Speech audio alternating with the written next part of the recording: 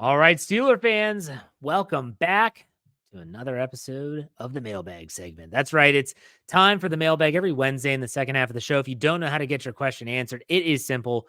Tuesday morning, typically around 9, 10 o'clock, in the morning, obviously, Eastern time, I put a question on my Twitter feed at jhartman, HERTMAN_PITR. I pose a tweet. You all respond to that tweet, and therefore I answer them live on Wednesdays.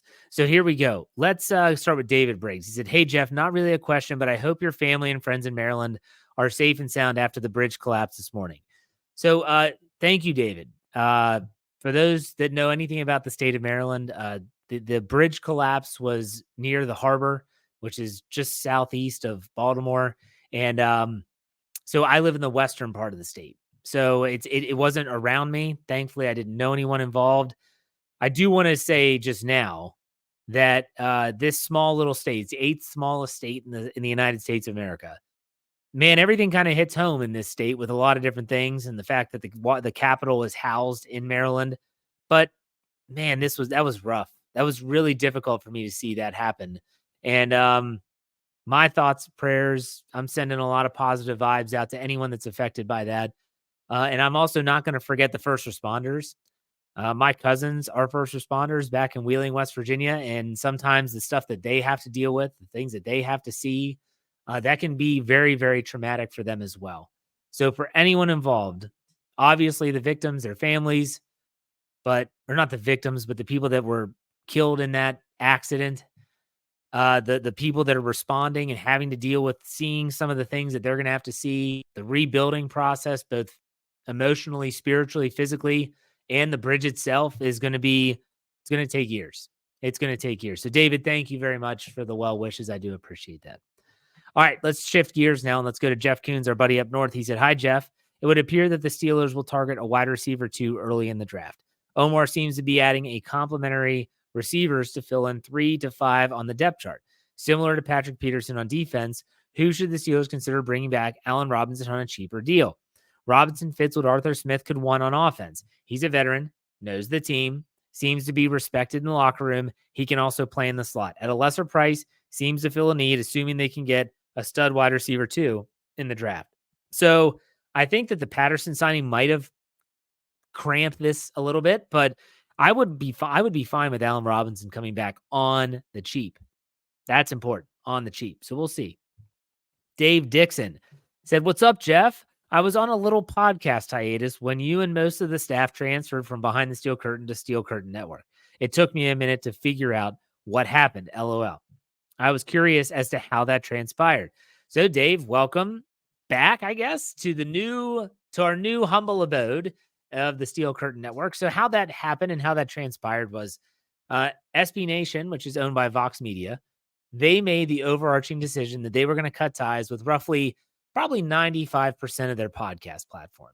The 5% that were kept, I still don't know why they were kept and people like us were not. Nonetheless, we were told, hey, you don't got to go home, but you can't stay here. And so we had built up such an audience. We, myself, Brian, and Dave said, well, we're not going to stop doing this. It's just a matter of where we're going to go next. So we decided, let's reach out to all these other feeds that just got cut and let's create a company, right? And so thankfully we had I call him the financial quarterback, the CEO of the company, step in. He helped us out with a lot of the legalities and he's funded the operation, and Fans First Sports Network was born, and we turned into the Steel Curtain Network by proxy. So what used to be BTSC is now SCN. SteelCurtainNetwork.com is our website. Check us out there. And yeah, I'm glad you finally found your way back. I appreciate all the people that come back. It's good to see you again. Let's go to Jesse Hale. He said, "We still watch football when it becomes flag football." I know what he's saying. He's talking about the NFL kickoff and the hip drop, and I'm not going to go that far just yet. I'm really not. The fact that they're trying something in the kickoff realm to get that play back into the game that's important. That's telling for me. They want to make it more exciting, but they're trying to do it in a different way. I'll stick around for that. Steeler fan 69 said, "Hey, Mr. Jeff, hope all is well with you and your family." Here he goes with the dad jokes. "George Clooney, Leonardo DiCaprio, and Matthew McConaughey got together to make a movie. George Clooney said, I'll direct. DiCaprio said, I'll produce. And Matthew McConaughey said, all right, all right, all right. I love it. Love that. I love the Matthew McConaughey reference. That's obviously going back to Dazed and Confused. Great job. Good stuff as always. Let's go, Dr. Anthony. He said, can you explain the new kickoff rule regarding kicking the ball out of the back of the end zone? What would be out of bounds and therefore a penalty, or is that a touchback? Also, what about the Igwebuike play where his feet were out of bounds? Is that still possible?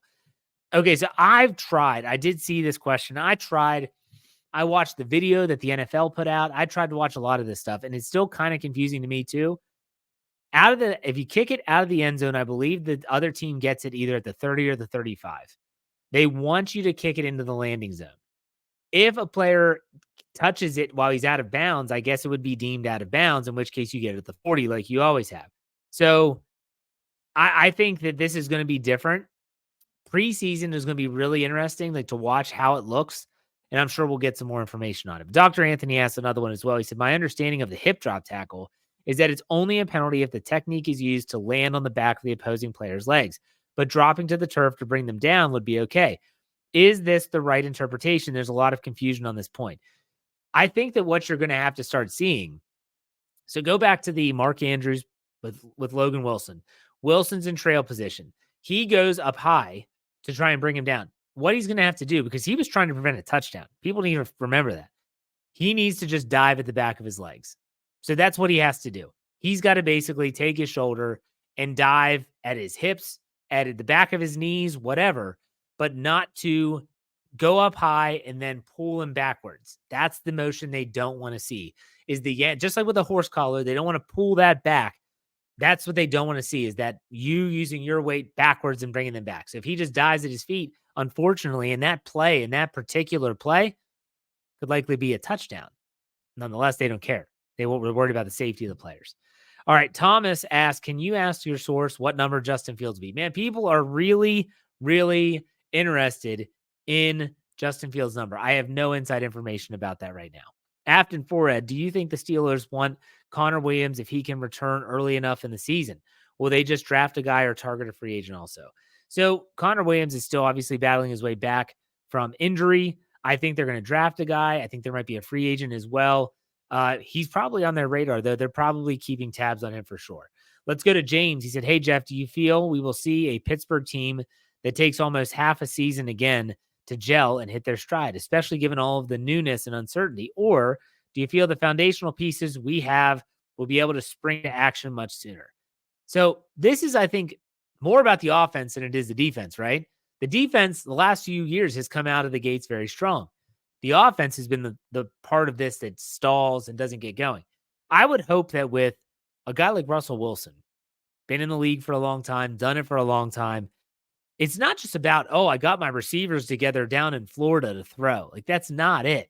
It's about getting the offense ready. It's also going to come down to coordination as well. And Mike Tomlin spoke about Arthur Smith, how he loves the fact that he was a head coach. To him, Tomlin, that is, he has an idea about scheduling, and he has an idea about getting meetings in. We'll see. We'll see. When you look back, if things come out and they come out better this year, then I think we might be able to look back and say it was a quarterback, and it probably was a coordinator problem as well. Doc M, Southside Doc asks, is Khan's trademark aggression a product of the current NFL or an evolution upon current standards? Describe the time frame to evaluate his moves. I think that you can start to evaluate some free agent moves as of like last year's moves. Yeah, are they still on the roster? Yes, no. You evaluate in that regard. Draft picks, did they pan out in year one, even in such a short sample size? Most of them, yes. I think you can evaluate as soon as 1 year after. But as we saw with Kenny Pickett, sometimes it takes more than 1 year. But I think his aggression that you mentioned, I think that it's an evolution of the game and the way that these general managers, front office, organization, how are they handling things? That's what you have to think about. This isn't Kevin Colbert's GM in NFL anymore. Just like people want to compare to Chuck Noll. There's no free agency then. Are you serious? The 70s Steelers wouldn't have stuck around. They couldn't have afforded to pay everybody. It was a salary cap. That team would have been busted up maybe 4 years, 5 years after They won their first Super Bowl. It's just not sustainable. So I think that it's Omar Khan as a modern approach to how they do things. And I think it's a refresher. Absolutely a refresher. All right, Brandon Diaz asked several. He said, number one, I may be in the minority here, but how does the new kickoff hurt football? What about the hip drop tackle? In my opinion, both make it better. The hip drop tackle, I explained that a little bit. And I don't think that the kickoff hurts football. If anything, they want to inject that play back into the game. So in that case, I'm for it. Next question. Do you think the Steelers retire a number this year? No, I don't. I don't. Who will impact this team more, Fields or Patrick Queen? I think Patrick Queen. I think they're going to benefit a lot from him. And then he says, Patterson signed. Thoughts? I like it. I like the signing. Talked about it in the first half. I like it. There's really not much else I can say. Let's go to Zach Farnsworth. Hey, Jeff, do you think the Steelers will regret not getting a quality veteran center at the beginning of free agency? Asking a rookie to come in and start could prove to be a tall task unless they have Pouncey level of skill. Thanks for the content. Thank you, Zach. I don't think they wanted to pay a veteran center top dollar. So I'm going to say a name that, as of this being recorded, has not signed. Brian Allen. He has starting experience. Hell, Mason Cole, if you bring him back. I don't think he wants to come back, but if he has no other options, he might come back. So if you come back on the cheap, look, we only want you for a year. We're drafting a guy. We want you to be here with him. We want you to teach him the ropes.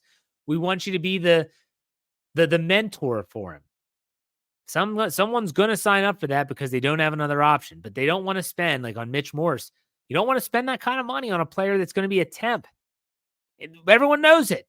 You don't want to pay that much money for a temporary player. So they're playing the patient game, like I said in the first half of the show. Let's go to West Coast N. Who are some of your favorite Steeler coaches of all time, not including head coaches? Oh, okay. Not including head coaches. Well, Dick LeBeau is going to be up there. I always like Dick Hoke as well. Was a running back coach forever. He played for the Steelers. Other coaches that I really liked. I actually kind of like Todd Haley. I'm not going to lie. There's going to be people that say, oh my gosh, you like Todd. I like Todd Haley. I thought Todd Haley's offense was, once they got into the rhythm of things and they got the people and the people where they needed to be in terms of getting the right players, man, that was a fun offense to watch. They were really, really high powered. I loved it. Love Todd Haley. Okay. Tequila Cowboy, as I should call him. And let's go to Schnecky. Do you find mock drafts exhausting and dumb like I do? I think mock drafts have their place. So I'll tell you something that I use mock drafts for. I use mock drafts to learn about these players that are entering the draft. And I mean all of the players. I learned about the Drake Mays and the Caleb Williams. I've heard their names before, but I didn't know much about them in terms of when are they going to get drafted? Are these all guaranteed top 10 picks? Who are the players that could slide from 10 to 20? What about the tackles? I'm learning as I go. Do I put stock into mock drafts? No. Do I put any type of credence to mock drafts? Absolutely not.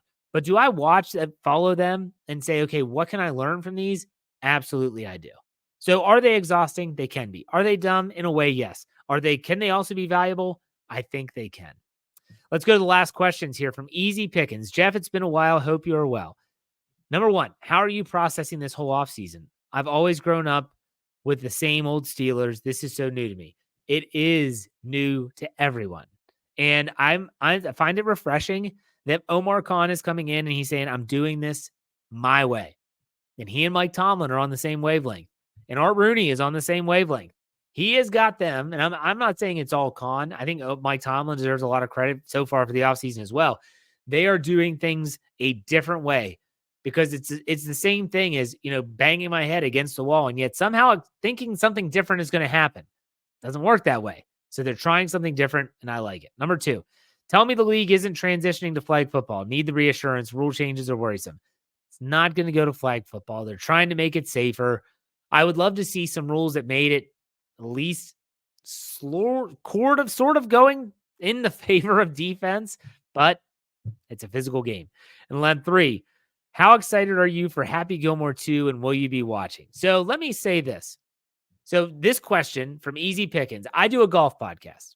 For those that follow me on Twitter, I do a golf podcast. You can find my golf podcast anywhere we get your podcast by searching Fairways, the and symbol, and Dreams. Fairways and Dreams. It's a playoff of Cocktails and Dreams from the movie Cocktail with Tom Cruise back in the late 80s. So I digress.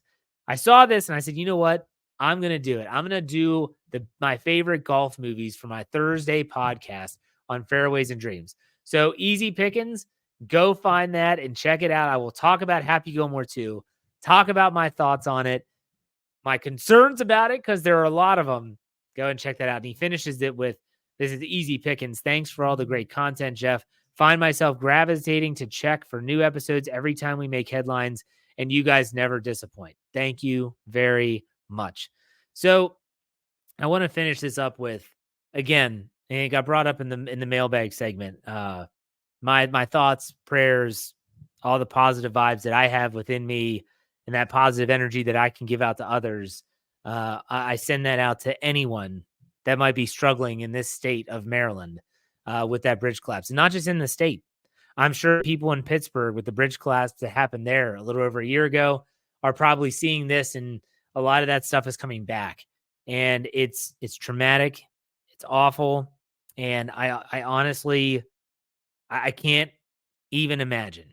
I cannot even imagine what those people are going through.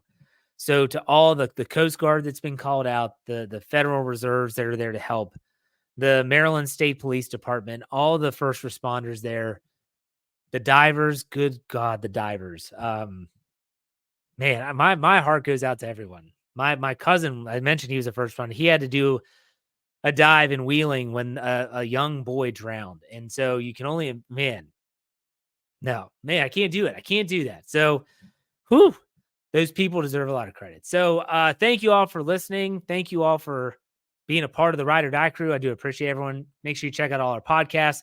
That's it for me. I got to call it here. Until next time, I'll be back on Friday with another Let's Ride podcast. We finished that. Be safe, be kind, and God bless. Go Steelers.